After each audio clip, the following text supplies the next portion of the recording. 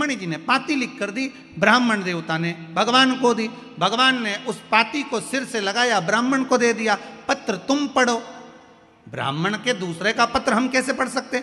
भगवान के पत्र तो तुम्हें ही पढ़ना पड़ेगा। कारण ब्राह्मण पूछ रहा है कि आप क्यों नहीं पत्र पढ़ रहे, हमसे पत्र पढ़वा रहे हो आपका।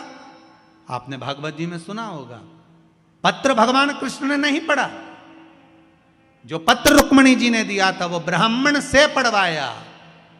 तो ब्राह्मण ने पूछा ऐसा क्यों?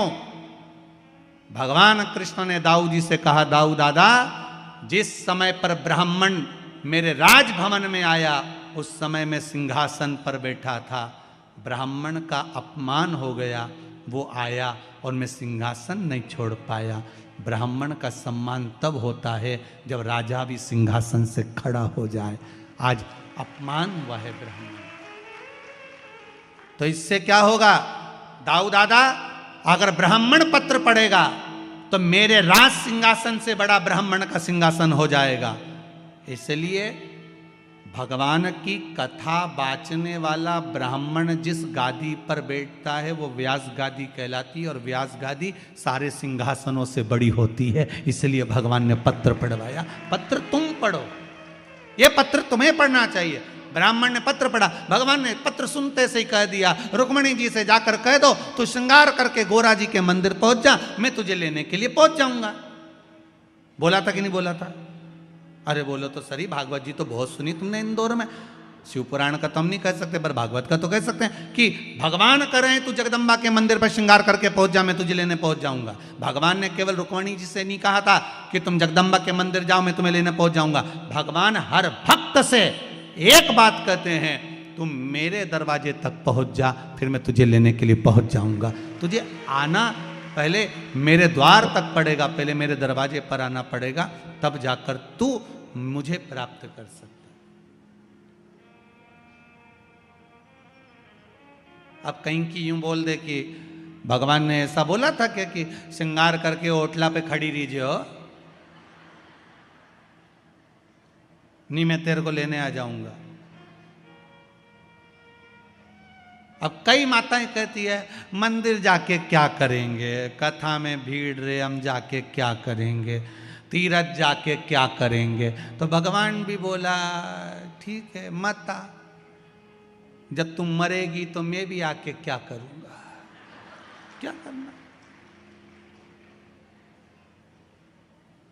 ये तो रिश्तेदारी वाली बात है।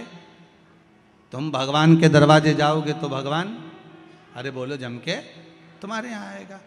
तुम किसी के यहाँ जाओगे तो कोई तुम्हारे, पहले की माताएं कैसी होती है, पहले मौसी के घर शादी, अब शादी में अगर तुमने तुम्हारी बहू को भेज दिया तो तुम्हारी जो बहन है वो भी क्या करेगी अगली बार, अरे बोलो जम के। देखो कितनी समझदार इंदौर की माता है, तुरंत बोल दी कि उन्हें अपनी बहू को भेजा था तो हम भी अपनी बहू के भेज देंगे। अब बहन के घर शादी में बहन जाती है तो थोड़ा फैलारा उठाती है, थोड़ा काम करती है, सामान उठा लेती है, कपड़ा सोर लेती है, सामान उठा के रख देती है। पर बहन के घर शादी में अगर बहू जाएगी तो फैलारा उठाएगी? वो तो डेंटिंग पेंटिंग करके और कुर्सी पे आराम से बैठ जाएगी, सामान पड़ा पड़े रहने दो, मौसी सास की आई। उसी तरह भगवान की कथा कहती है कि भगवान की कथा में आप जाओगे तो भगवान भी अंतिम समय में आपके दरवाजे पर आएगा। और अगर आप भगवान की कथा में नहीं पहुंचे और तुमने कहा बहू से कह दिया तू चली जा, तो भगवान भी आखिरी में कह देगा यमराज तू चले जा, भगवान काय को छोड़ेगा। और रुक्मणी को लेने के लिए भगवान आए थे तो रुक्मणी को गोदी में ले गए थे। जब मेरा भगवान आता है अंतिम समय में लेने तो आपको गोदी में लेकर जाता है, और वो काला बीआई ब्लैक कलर की स्कॉर्पियो लेके आता है। कौन? झमके तो बोलो यमराज। उसके पास में वाइट कलर की टवेरा नहीं है, उसके पास तो ब्लैक कलर की स्कॉर्पियो है। और ब्लैक कलर की स्कॉर्पियो लेके आए, न पाड़ा पे बैठ के, न मूछ पे ताव दे के आए, न पाड़ा की पूछड़ी से बांध के दोस्ता दोस्ता ले जाए। फिर तो रोए रामेती भाई, रोए कमला भाई, रोए, और हमारी दशा बिगाड़ दी। तो पूरा मोहल्ला का लोग बोले कथा मिड़नी गई थी इसलिए हम दशा बिगड़ गई, अगर पहुंच गई होती तो वाइट कलर की टवेरा आती, मेरा महादेव लेकर आता और बिठा कर ले जाता, और ब्लैक कलर की स्कॉर्पियो पे जा रही है, बैठी रही। यमराज बनावे बंदी और काया हो गई गंदी, मेरे प्राण छूटे भोलेनाथ तो तुम नंदी लेकर। अंतिम समय परमात्मा आए, उसको बुलाने के लिए प्रयास हमें करना पड़ेगा। आप बुलाओगे तो आएगा ना, उसको बुलाओ। अब सती मैया को लगा मुझे जाना चाहिए, सती मैया पहुंच गई, और जैसे ही माता सती गई यज्ञशाला में पहुंची, देखा ठाट बाट सब, पर सती मैया का कोई सम्मान नहीं हुआ, आदर नहीं हुआ, क्रोध आ गया। एक गलती माता सती ने कर दी, बहुत बड़ी गलती थी माता सती की, कि वो यज्ञ की अग्नि में कूद कर समाप्त हो गई। काय में कूदी है? यज्ञ की अग्नि में कूदी। बस ये गलती माता सती ने कर दी। और देखो वही बात आ गई ना, थोड़ी सी देर में चक्कू कोपा, भुगतना लंबा पड़ा, थोड़ा सा पाप कर्म करा, भोगना लंबा पड़ा। कर्म भोगना बहुत पड़ता है, अब व्यक्ति कर जाता है थोड़ा सा, पर भोगना बहुत पड़ा। माता सती ने यज्ञ की अग्नि में कूदकर प्राणों को त्यागा। शंकर भगवान ने कहा सती गलती कर गई तू, बहुत बड़ी गलती तूने कर दी, यज्ञ की अग्नि में कूदकर प्राणों को त्यागा सती, इसलिए तेरा कोयल का जन्म होगा। काय का जन्म होगा? कोयल का। जब आषाढ़ के 2 अधिक पड़ेंगे, आषाढ़ 2 पढ़ते हैं ना, अधिक मास 2 पढ़ते हैं आषाढ़ के महीने के, जब आषाढ़ के 2 अधिक पढ़ेंगे तब तू मेरा स्मरण करेगी, और मेरा स्मरण करेगी तब जाकर कोयल की योनि से छूटेगी, और फिर हिमालय राज के घर में पार्वती माँ मैनावती के गर्भ से पार्वती बनकर जन्मेगी। भोगना पड़ा कि नहीं भोगना पड़ा? पाप थोड़ा सा कर दिया था, अगर प्राणों को त्यागना ही था तो कहीं और त्याग देते, पर यज्ञ की अग्नि में कूदना जरूरी था क्या? यज्ञ की अग्नि में कूदना जरूरी था? कोई अच्छा काम हो, धर्म का कार्य हो, सत्कर्म हो, भगवान का भजन हो, भंडारा हो, भोजन हो, अच्छा कार्य चल रहा हो, कथा सत्संग चल रहा हो, भगवान का भजन चल रहा हो, तो निवेदन है इसमें बीच में गलत काम के लिए मत कूदना, नहीं तो जिंदगी बेकार हो जाती, भोगना ज्यादा पड़ जाता बेकार कर्म के।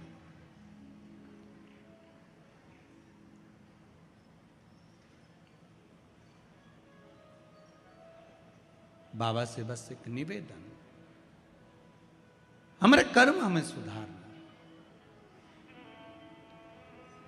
जब भाव शुद्ध हो तो क्यों ना मिले। 3 बजे कथा चालू हुई थी, ये जितने खड़े हैं आस पास इधर उधर, 3 बजे से कथा चालू हुई तो कम से कम 2:30 बजे से 2 बजे से खड़े होंगे। सही है कि गलत है? और बल्कि पहले से ही खड़े होंगे। जब से 6 बजे तक कथा जब तक चलेगी, 6 सवा 6 बजे तक, तब तक खड़े।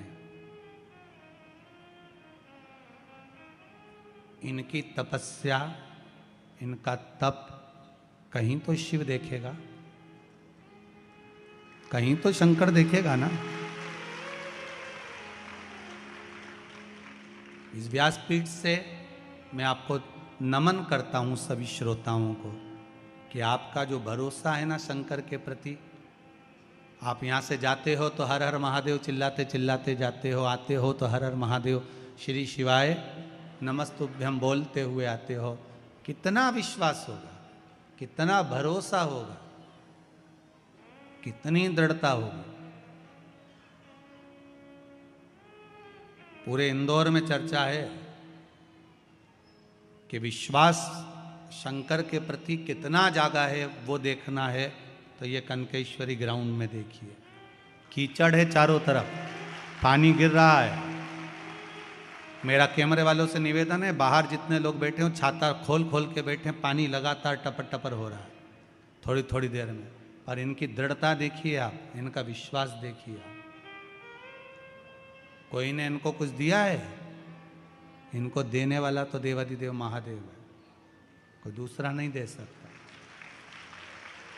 शंकर, जिस जमीन पर आप बैठे हो पूरी गीली है, ये बहन और बैठी है ना, यहां से पानी दिस रहा था, बता रहे थे कि यहां से पानी बहकर जा रहा था, पर फिर भी आपका विश्वास बड़ी दृढ़ है, बड़ा दृढ़। इस विश्वास के बल पर शिव महापुराण की कथा है। और एक बात आपसे कहेंगे, इतने वर्षों में हमने एक चीज जरूर देखी है कि जिसने शंकर मेरा ओघड़ी है, वो बिना सोचे देता है। कभी उसने विचार ही नहीं करा कि मुझे इसको क्या देना है। ब्रह्मा जी कहते हैं इसके भाग्य में बहुत बहुत भोगना लिखा है। शंकर जी कहते हैं एक बार मेरे पास तो आ जाए, फाइल ही दबा दूंगा नीचे, निकलने ही नहीं दूंगा कि कितना भोगना लिखा। तू आ तो सही। ब्रह्मा जी बोल रहे हैं आप फाइल पढ़ो, शंकर जी के फाइल आए तो ब्रह्मा जी बोले मैं आपके पास कभी आने ही नहीं दूंगा।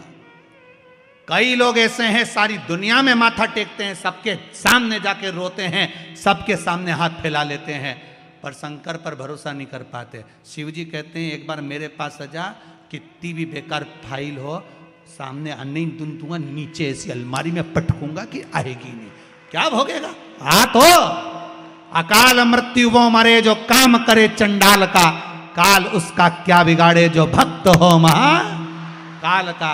शंकर के उपासक हो तो फिर भय काहे का? क्यों भय खाना? बुरा कर्म हुआ पूर्व में, हो सकता है कर्म हमने बेकार करा होगा तो आज भोगना पड़ रहा हो, पर घबराना नहीं है हमको। क्या करेगा यम?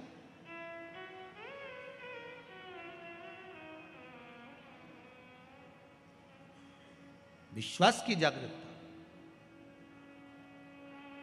और जब विश्वास पूर्ण तरह से प्रबल हो जाए तो भगवान भी खड़ा रहता है। महाराज शिव महापुराण की कथा कह रही है, सती आप कोयल का जन्म लोगे। आंखों से अश्रु थे,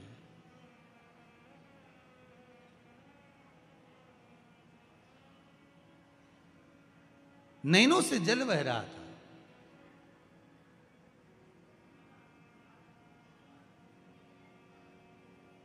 लोग कहते हैं पति के जाने के बाद पत्नी की दशा बेकार हो जाती है, वेधव्य हो जाती है, तो दशा बिगड़ जाती है। पर शिव महापुराण की कथा कहती है सती के जाने के बाद शिव भी मौन हो जाते हैं, शंकर भी मौन है। पति पत्नी का संबंध जो है केवल एक साधारण सा संबंध नहीं है महाराज, केवल एक साधारण सा संबंध नहीं है। बहुत, वो अपने माता पिता को छोड़कर, परिवार छोड़कर आपके लिए आपके घर पर आई है, उसका भी आदर पूर्ण होना चाहिए। एक व्हाट्सएप पे एक मैसेज पड़ा था, कोई ने लिखकर डाला होगा, तो उसमें लिखा हुआ था कि अपनी पत्नी का सम्मान करो। जो एक जोड़ कपड़ा पसंद करने में पूरी दुकान उठा पटक कर देती है, उसने तुम्हें पसंद करा है।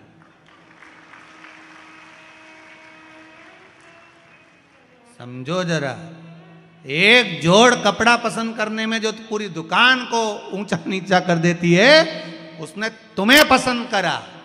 ये उसका सम्मान होना चाहिए कि देखो तुम जैसे के भी पसंद कर लिया, नहीं तो ये भेरू कौन? जरा विचार करिए। सती चली गई मां, शिव नेत्र से जल बहा, खूब क्रोध आया, केश तोड़कर रुद्रगण उत्पन्न करा, यज्ञशाला विध्वंस हो गई, अग्नि में दक्ष प्रजापति का सिर गिर गया। बाद में देवताओं ने स्तुति करी तो बकरे का मुख भी लगा दिया, यज्ञ पूरा करवाया। उधर पितरों की 3 बेटियां थीं, मैना, धन्या और कला, जो पितृलोक में निवास कर रही हैं। सारे देवताओं के लोक से भी ज्यादा सुंदर होता है पितृलोक, जहां पर पितृ रहते हैं। बहुत सुंदर लोक है। पितृलोक क्यों सुंदर होता है? पितृलोक सबसे ज्यादा अच्छा क्यों माना गया है? पितृलोक की सुंदरता क्यों मानी गई है? उसका कारण होता है, जितनी समय भगवान विष्णु बैकुंठ में नहीं रहते, ज्यादा से ज्यादा समय भगवान विष्णु पितृलोक में रहते हैं। ज्यादा से ज्यादा समय पितृलोक। पूछा क्यों? परिवार का, कुटुंब का, गोत्र का व्यक्ति जब कोई अच्छा काम करता है, जितनी देर तक वो अच्छा काम करता है उतनी देर तक भगवान विष्णु को उसके पितृलोक में उसके पितरों के पास बैठकर कंधे पर हाथ रखकर बैठना पड़ता है। जरा विचार करिए, आप 3 घंटे अगर शिव महापुराण की कथा सुन रहे हो तो आपके पूर्वज जो पितृलोक में होंगे, भगवान विष्णु उनके कंधे पर हाथ रखकर बैठे होंगे कि तेरे परिवार के, तेरे कुटुंब के, तेरे क्षेत्र के कुछ अच्छा काम कर रहे हैं। पितृलोक में भगवान नारायण उनके कंधे पर हाथ रखकर बैठते हैं कि तेरे कुल का व्यक्ति कोई अच्छा काम कर रहा है। और जब वही कुल का व्यक्ति बेकार काम करता है ना, कोई कथा सुनने आया और तुम उसकी चप्पल चुरा के ले गए, तो पितृलोक में भगवान विष्णु नहीं जाते, फिर यमराज जाता है।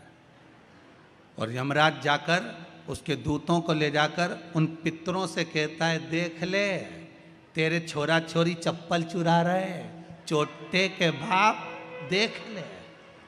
ऐसा कोसते हैं।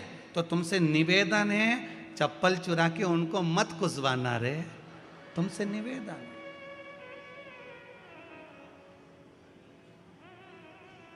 गंगा नहाने जाओ ना हरिद्वार में, तो वहां पे लोग भगवान का भजन करने जाते हैं, और कई कई लोग ऐसे आते हैं कि इनने कपड़ा उतारा, बेग धरा, ये करे गंगे हर, हम इनसे करें नंगे हर।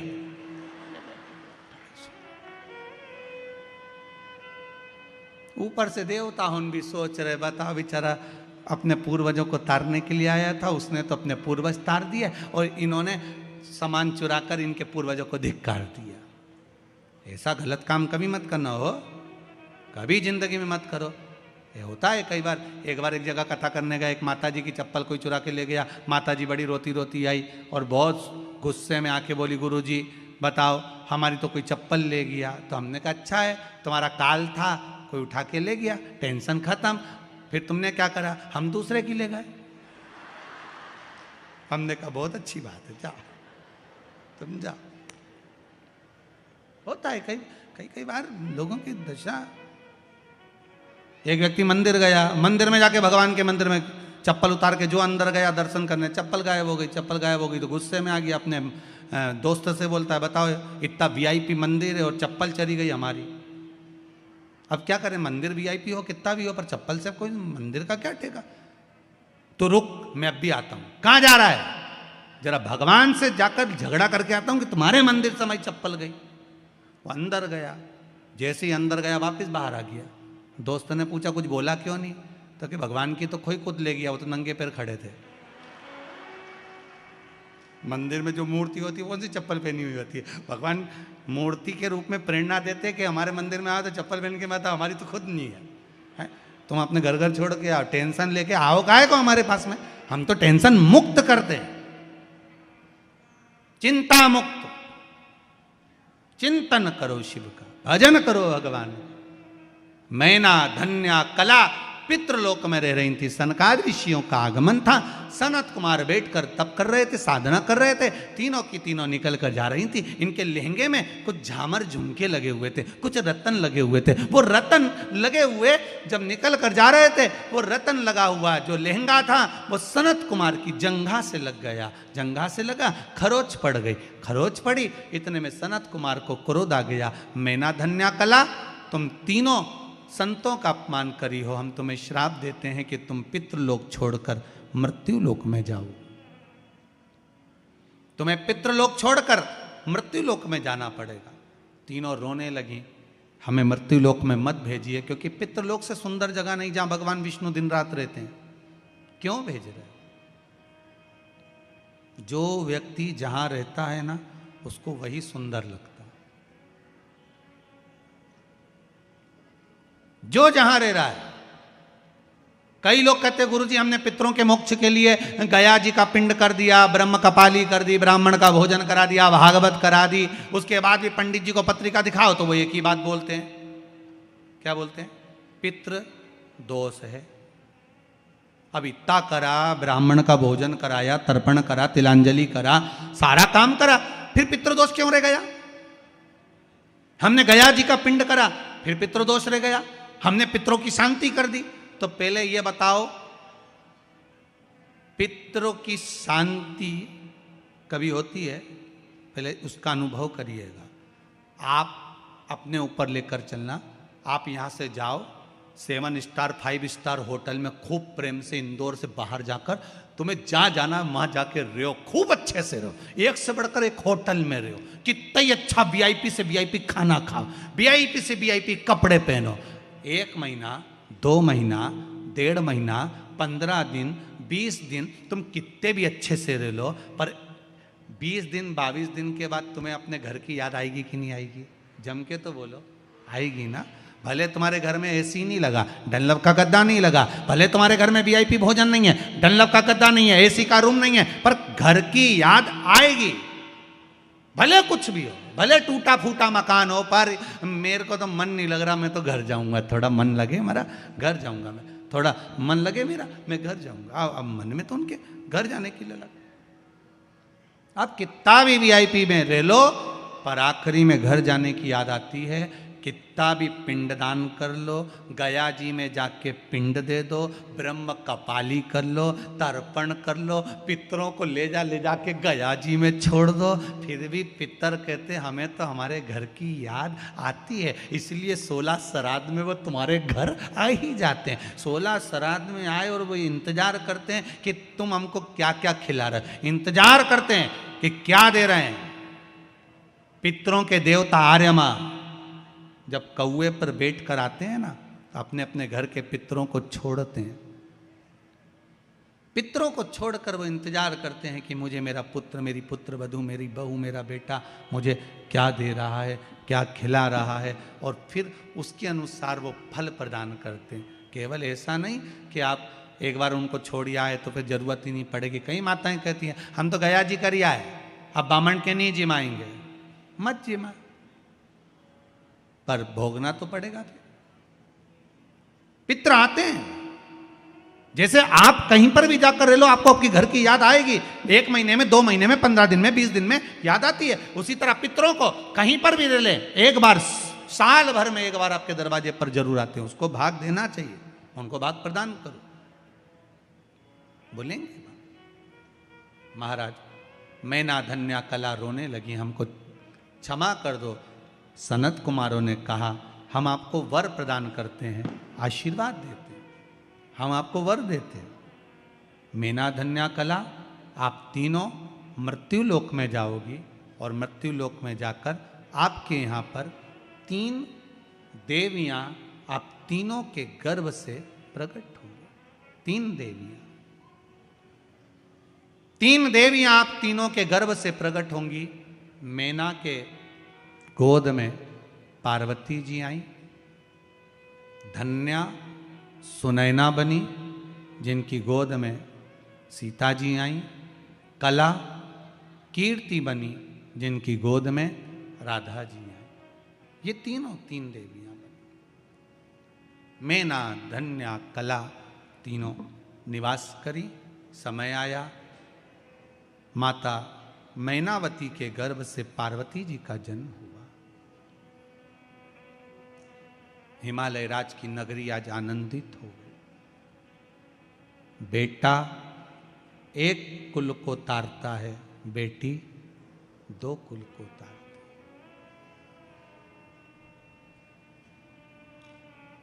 एक बार बेटा अपने माँ बाप को दुखी देख सकता है, पर बेटी कभी अपने माता पिता को दुखी नहीं देख सकती। वो बेटी हो, नहीं देख सकती। मेरा एक निवेदन सबसे रहा है, पहले से भी करना, आज भी करता हूं। मां अहिल्या शिव महापुराण की कथा चल रही है, इसमें एक निवेदन करूंगा। आप अपनी बेटी को खूब पढ़ाओ, अच्छे से अच्छे कॉलेज में पढ़ने भेजो, अच्छे से अच्छे स्कूल में पढ़ने भेजो। और मेरा बेटियों से निवेदन है, तुम्हारे पिता तुम्हारे लिए अपनी जान निकाल के रख देते हैं, वो कभी मना नहीं करते कि तू कैसे कपड़े पहन रही है। उसको विश्वास है कि मेरी बेटी पढ़ रही है। मेरी बेटी को मैंने कॉलेज भेजा है, मेरी बेटी को मैंने स्कूल भेजा है। एक बाप अपने बेटे की पढ़ाई पर जितना ध्यान नहीं देता, उतनी अपनी बेटी की पढ़ाई पर ध्यान देता है। 94 तरह के नरक होते हैं, उसमें एक नरक होता है, गरुड़ पुराण में लिखा है, जो कन्यादान से मुक्त होता है। कन्यादान से मुक्त होता है। 94 तरह के नरक में एक नरक ऐसा होता है, जब तक बाप के घर में अगर बेटी का जन्म हुआ है और बाप अगर उस बेटी का कन्यादान नहीं करता, तो बाप को 94 की 94 नरक कई बार भोगना पड़ते हैं। तो मेरा बेटियों से एक निवेदन है, तुम्हारे पिता ने तुमको पढ़ाया, तुम्हारे पिता ने तुम्हारा पालन करा, तुम्हारे पिता ने कभी तुम्हें टोका नहीं, तुम्हारे पिता ने कभी तुम्हें रोका नहीं। बस निवेदन इतना सा है बेटियों से कि अपने पिता को कन्यादान का मौका जरूर देना, यहाँ वहाँ मत चली जाए। अपने बाप को, अपने पिता को कन्यादान का मौका जरूर देना। किसी के बहकावे में आकर, किसी के फुसलाए में आकर, किसी के कहने पर आकर आप किसी के साथ जाने का प्रयास मत करना। कितना भी प्रेम किसी से हो जाए, आखिरी में कह देना कि मेरा पिता कहेगा शादी वहीं करूंगी, मेरा पिता कहेगा कन्यादान का मौका जरूर दूंगी मैं अपने बाबुल को। 94 तरह का नरक मेरा बाप भोगे, ये मैं नहीं देख सकती। ये बेटी की मर्यादा है। आज के जमाने में अनेक धर्म के लोग हमारे हिंदू धर्म की बेटियों को बहला रहे हैं, फुसला रहे हैं, अच्छा अच्छा आकर्षण दिखा रहे हैं, और बेटियां उनके कहने में चली जा रही हैं। मेरा बेटियों से निवेदन है, अपने बाप को नरक मत भोगने देना।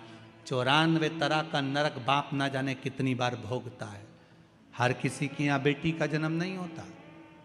दो मित्र मिले बहुत दिनों के बाद, दोनों ने आपस में बात करी। एक बोला, क्यों रे, शादी हो गई तेरी? हाँ। हो गई शादी? हाँ। और तेरी हो गई? हाँ। कितने बच्चे तेरे? मेरी 2 लड़कियां हैं, ये मेरे साथ में खड़ी हैं। और तेरी शादी हो गई? हो, मेरे 2 बेटे हैं। 2 बेटे? अरे वाह, अच्छा हुआ भगवान ने मुझे लड़की नहीं दी, अच्छा हुआ मुझे भगवान ने बेटी नहीं दी। कहाँ ध्यान रखता है, स्कूल छोड़ने जाओ, कॉलेज छोड़ने जाओ, उसका ध्यान रखो, शादी करो, ब्याह करो। अच्छा है मेरे घर में 2 बेटे हैं, ध्यान देने की जरूरत नहीं पड़ती, कम से कम बेटे तो हैं घर में। बेटी का जो बाप अपनी बेटियों के हाथ पकड़ा था, उसकी आंख में आंसू ढलने लगे कि मेरे घर में बेटा नहीं, मेरे घर में बेटियां। रो रहा था। एक बेटी ने अपने पिता का मुख देखा, सामने वाले अंकल का कुर्ता खींचा। अंकल का कुर्ता खींच कर कहा, अंकल आप कहते हो कि अच्छा हुआ भगवान ने आपको बेटी नहीं दी? अंकल मैं कहती हूं भगवान बेटी हमेशा भाग्य वालों को देता है, तेरे जैसे खोखले को नहीं देता। जो अपनी बहन बेटी को कभी एक साड़ी नहीं देता, कभी अपनी बहन बेटी को सामान नहीं देता, जैसे जैसे नंदे घर में आती हैं, बहन बेटी घर में आती हैं, तो भाभियों का मुंह भगोना हो जाता है। तो ऐसे के घर में कौन लड़की देगा? कौन दे बेटी? भगवान भी सोच समझ के बेटी देता है। कई कई करोड़पतियों की यहाँ इतना पैसा, लोग कहते हैं इसके घर में बेटी हो जाती है, उसके घर में बेटा हो जाता है। और कई कई ऐसी हैं जो बेचारा ठेला चला रहा है, उसके घर में 2-3 लड़कियां हो जाती हैं। क्यों? कारण क्या है? भगवान ने उसको कन्यादान का मौका नहीं दिया, क्योंकि भगवान जानता है कि 94 नरक भुगताना है। और एक गरीब ठेला चलाने वाले के घर में 3-3 लड़कियां इसलिए दे दिए क्योंकि इसको अब मुक्त कर देना है, इसको बैकुंठ तक पहुंचा देना है। कन्यादान करने वाला 94 नरकों से मुक्त हो जाता है। जिन जिन के घर में बेटियां हो उनके चरण छूकर मैं प्रणाम करता हूं। धन्य है आप, आपके घर में बेटी का जन्म हुआ। साधु वार्ता है आपको, धन्यवाद। बेटी जन्मी, हिमालय राज आज प्रसन्न है जिनके घर में बेटी का जन्म हुआ है। बड़े खुश होना बेटी के जन्म पर, बड़े आनंद में रहना। मेरे घर में बेटी हुई है, उसके बराबर कोई सुख नहीं। और बेटियों से निवेदन है, कन्यादान का मौका जरूर देना। बहलाने फुसलाने में मत आ जाना। कह देना साहब मेरा पिता है, उससे कन्यादान करवाऊंगी मैं। कन्यादान हो मेरे पिता। अब देवऋषि नारद आ गए, उन्होंने थोड़ा सा भाग्य का वर्णन कर दिया। बड़ा सुंदर वर्णन किया। इनको जो पति मिलेगा नग्न वेशधारी, भस्म दमाने वाला, जटाजूट बांधने वाला। मैनावती के गर्भ में गोदी में जो कन्या है उसको देखकर मैनावती रोने लगी, ऐसी बेटी क्यों दूंगी मैं ऐसी जगह पर। जो भाग्य में लिखा है उसे कोई टाल सका है? तुम कितना बदलोगे, कितना बदलोगे?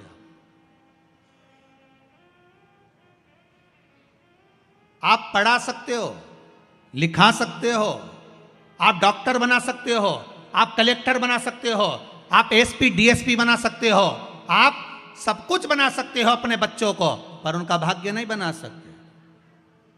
भाग्य तो भगवान लिखकर भेजता है,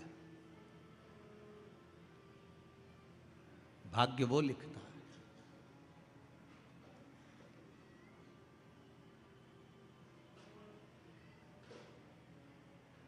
उसके सिवा कोई नहीं लिख सकता। भाग्य उसने लिखा है। आप बनाओ, डॉक्टर बनाओ, कलेक्टर बनाओ, एसपी बनाओ, डीएसपी बनाओ, सीए बनाओ, इंजीनियर बनाओ, पढ़ाओ, खूब पढ़ाओ, खूब पढ़ाओ, पर भाग्य नहीं बना सकते। भाग्य तो उसने बनाया। कितना बनाया, कैसा बनाया, सुख लिखा कि दुख लिखा, ये उसके हाथ में। एक माँ ने अपने पिता पति से कहा, सुनो बेटी बड़ी दुखी है, आप दुनिया भर में इतना धन लुटाते फिरते हो, मंदिर देवालय में जाकर पैसा पैसा लगाते रहते हो, अपनी बेटी को कुछ दे दो। पिताजी ने कहा उसके भाग्य में सुख नहीं है, मैं नहीं दूंगा। अगर सुख होता तो दुख क्यों मिलता? तो तुम क्या भाग्य लिखने वाले हो? थोड़ा सा सुख दे दोगे तो कुछ चले जाएगा तुम्हारा, दे उसको। पिता ने कहा मैं नहीं दे सकता। माँ कहने लगी मैं दूंगी, दे दो। तिल्ली का लड्डू बना लिया। मकर संक्रांति पे दामाद को भोजन करने बुला लिया। तिल्ली के लड्डू का डब्बा दामाद को दे दिया, उसमें सोने की गिन्नियां फंसा दी उस लड्डू के अंदर। दामाद से कहा ये मेरी बेटी को दे देना। दामाद डब्बा लेकर चला तो उसको याद आया कल बच्चों की फीस जमा करना है, पैसा घर में नहीं है। अगर डब्बा हलवाई को दे जाऊं और उससे पैसे ले जाऊं तो? डब्बा हलवाई को दे दिया, 500 रुपये लेकर घर चले गया, फीस जमा कर दी। शाम के समय पर सेठ जी आ रहे थे, उनको लगा आज मेरी पत्नी का जन्मदिन है, घर पर मिठाई होगी नहीं। पत्नी को तिल्ली के लड्डू अच्छे लगते हैं तो हलवाई के यहाँ गया और कहा कोई ताज़ा लड्डू आया हो तो दो। हलवाई ने वही डब्बा उठाकर दे दिया। पति ने जैसे ही अपनी पत्नी को लड्डू खिलाया उसमें से सोने की गिन्नियाँ निकल रही थी। सोने की गिन्नी निकली तो पत्नी की आंख में आंसू आ गए। आप सत्य कह रहे थे कि भाग्य में नहीं होगा तो नहीं मिलेगा, और देखो मैंने दामाद को लड्डू दिए थे, वो लड्डू वापस मेरे घर में आ गए। अगर किस्मत में होते तो मिल ही जाते ना। भाग्य में हो तो जरूर मिलता है, भाग्य में नहीं होगा तो नहीं मिलेगा, प्राप्त नहीं होगा। आज मैनावती ने सोच लिया क्या करा जाए। देवर्षि नारद ने कहा शिव जी के लगन लगा दो इसको। शंकर की भक्ति में पार्वती मैया ऐसी डूब गई, ऐसी डूब गई, ऐसी डूब गई कि शंकर पति के रूप में माता पार्वती को प्राप्त हुए। शिव दूल्हा बन रहे हैं, माता पार्वती दुल्हन बन रही। शिव बना बन रहे हैं, पार्वती जी बनी बन रही हैं। शादी में 8 दिन पहले 15 दिन पहले से गाते हैं बना जी बना जी बना जी। बना जी इसलिए गाते हैं कि बना के चलना जी, और बनी जी इसलिए गाते हैं कि चाहे कितना ही कुछ बोले पर बनी रहियो, दौड़ दौड़ के मायके मत आइयो। नहीं तो जरा जरा सी बात में दौड़ कर फिर मायके आ जाए, वहीं रहना हो जाता है थोड़ा विवाद घर में परिवार में चलता रहता है, पर थोड़ी थोड़ी बात को लेकर मायके नहीं आना। और मेरी माताओं से निवेदन है, बहनों से निवेदन है, अपने ससुराल की बात जरा जरा सी बात अपने घर पे फोन लगाकर कभी मत बताना, कभी मत बताओ। आज सबसे ज्यादा अगर अदालत में केस चल रहे हैं तो तलाक के चल रहे हैं, जरा जरा सी बात में तुरंत तुरंत थोड़ा हुआ नहीं और बताना प्रारंभ करा। और माताओं से भी निवेदन है, अपनी बेटी को ज्ञान देना चाहते हो, जैसा अपनी बहू के प्रति तुम सोचते हो वैसा ही वैसा ज्ञान अपनी बेटी को दीजिए, अपनी बेटी को दीजिए।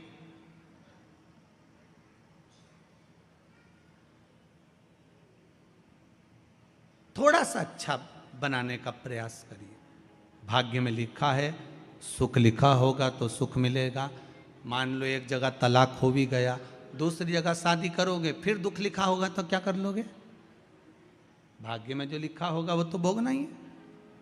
इसलिए फिर निवेदन, मत बुरे कर्म कर बंदे वरना पछताएगा, भगवान की आंखों से तू बच नहीं पाएगा, तू बच नहीं पाएगा।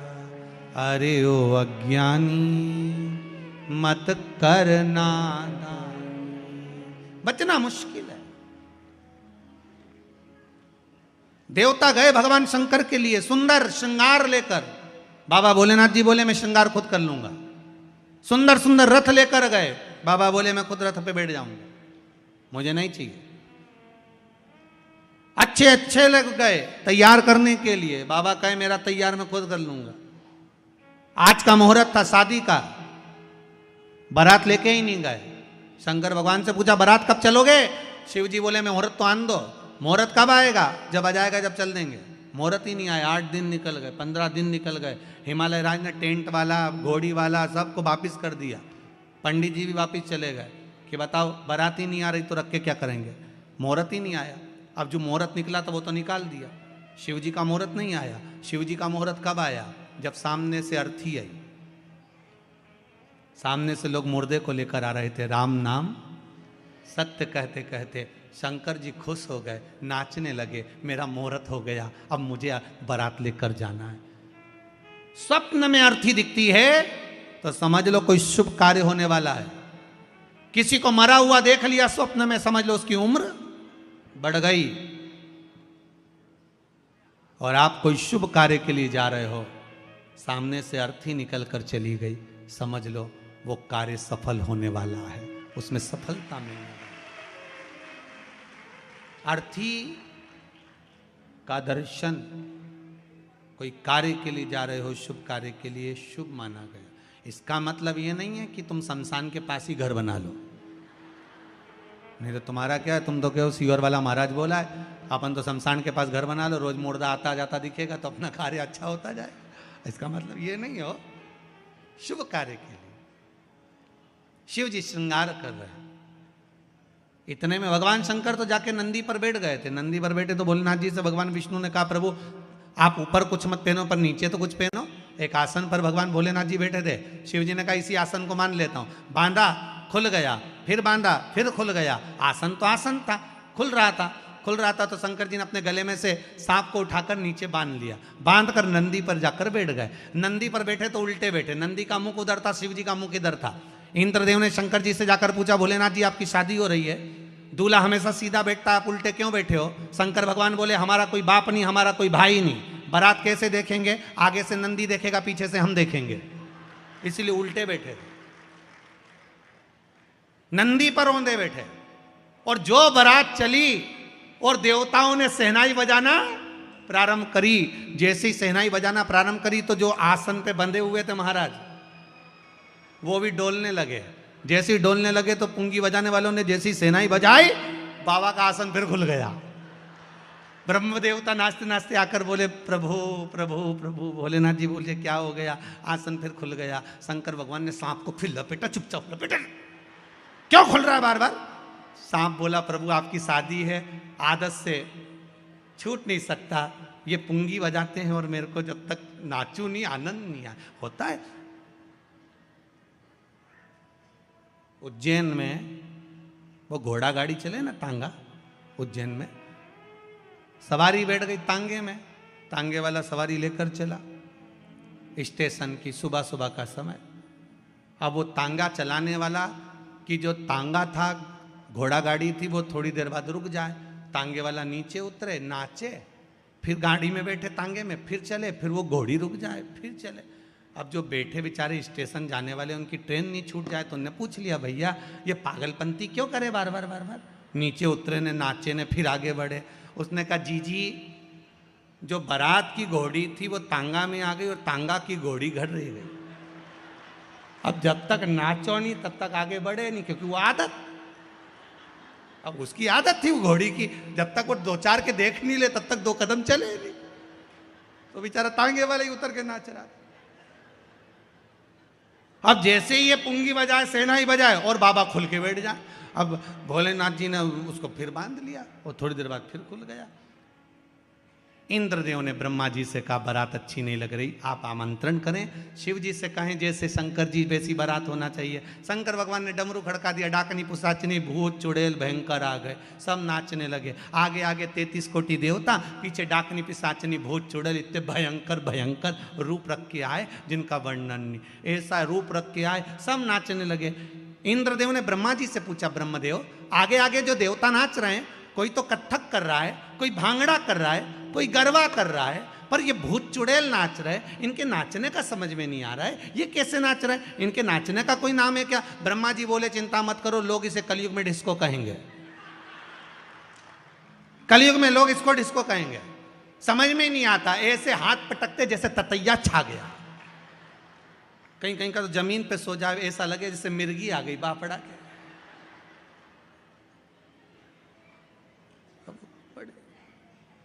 सब नाचते कूदते बड़े प्रेम से चले, हिमालय राज की नगरी में पहुंचे। शिव जी के विवाह में और राम जी के विवाह में अंतर है। राम जी की शादी में सबसे पहले भांवर डली थी, फिर भोजन हुआ था। शंकर जी की शादी में सबसे पहले भोजन हुआ था, फिर भांवर डली थी। एक तरफ 33 कोटि देवता बैठ गए, दूसरी तरफ भूत चुड़ैल बैठ गए। पत्तल लगाने वाले आए, इधर लगा कर गए, इधर आए। एक के 12 मुंह थे, उससे पूछा, दादा कौन से मुंडा से खाएगा, पत्तल कहाँ रखूं बता।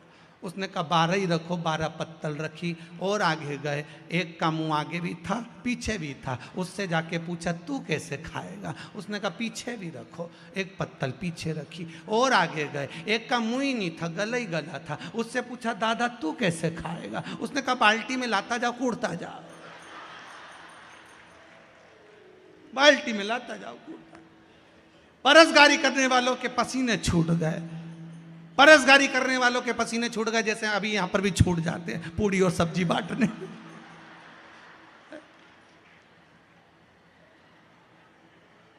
मैं चैनल वालों को बोला था कल भी और परसों भी बोला था कि यहाँ पर जो पंडित रमेश मेंदोला मित्र मंडली जो भोजन करा रही है पूड़ी सब्जी का, इसका एक बार दर्शन जरूर कराओ जरा टीवी वालों को, कि कितने लोग कितने लाइन से और कितने प्रेम से भोजन कर रहे हैं। उसका एक आनंद ही दूसरा होता है, उसका सुख ही दूसरा होता है। तो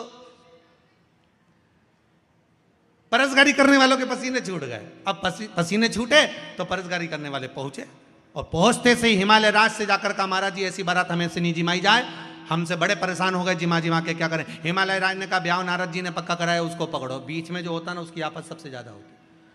नारद जी को पकड़ा, नारद जी बोले क्या बात है, इनको कैसे जिमाए? नारद जी बोले देवता तो बैठ के जिम रहे ना, हाँ, इनका क्या करे भूत चुड़ैल का? तो क्या कुछ मत करो, इनके हाथ में एक एक प्लेट पकड़ा दो, एक एक चम्मच पकड़ा दो, जैसे गाय के खूटा से छोड़े इनके पूरे ग्राउंड में छोड़ दो, बस जान दो जरा दम के, और पूरे ग्राउंड में भोजन चारों तरफ रख दो। यहाँ पानी पतासा, वहाँ छम्मक लड्डू, वहाँ गुलाब जामुन, वहाँ इमरती ने भजिया न पकौड़ा, सबके प्लेट चम्मच दे दी, सब टूट पड़े भयंकर और खड़े खड़े खा रहे, एक दूसरे को टाचा देते जा रहे भयंकर। किसी की आंख नीली, कोई का होठ कत्थई। तुम लोग गयोगे भी शादी में तो तुम्हें ज्यादा मालूम होगा। कहीं की बिंदी यहाँ लगा के यहाँ चिपकाई, ऐसा बाल का ना जाने कौन सा गुच्छा बनाया, ऐसा बाल निकल रही है, दमदमी माई, तो सब भयंकर। इधर से साड़ी टच, इधर से पिन टच, ऐसे घूमती फिरे। राम ज्यादा हंस भी नहीं सकती, लिपस्टिक दांत में चिपक जाए। गुलाब जामुन भी अच्छे से नहीं खा सकती, पूरा मुंडा फाड़ना पड़े तब मुंह में जाए, क्योंकि गुलाब जामुन में लिपस्टिक चिपक जाए, बड़ी तकलीफ है। और इधर से छोरा छोरी रोए, मम्मी मम्मी चल हट, सब, और खाए सब, खाए। और खा पी के सबसे पहले जो गाड़ी में बैठी, सांस की चैन की, दादा अखाड़े में से बाहर आ गए, राम जी चैन की नींद सोए। फिर जो नकली नकली पहन के आई थी सब गाड़ी में उतारना चालू करा। 3 दिन तक तो नीम की डांट डाल के रखी, भगवान कान पकी गया। अब चैन की सारे। और सबसे ज्यादा आनंद आता है वो पानी में भर के खाते गुपचुप, पानी पतासा। यहाँ पानी पतासा बोलते हैं, हैदराबाद में गुपचुप बोलते हैं। गुपचुप इसलिए बोलते होंगे जैसे मुंह में गुप आदमी चुप, अब उससे ज्यादा और हो क्या। चली गई मुंह में डप से अंदर। सबसे ज्यादा आनंद आया, और उसी के पास भीड़ ज्यादा, सबको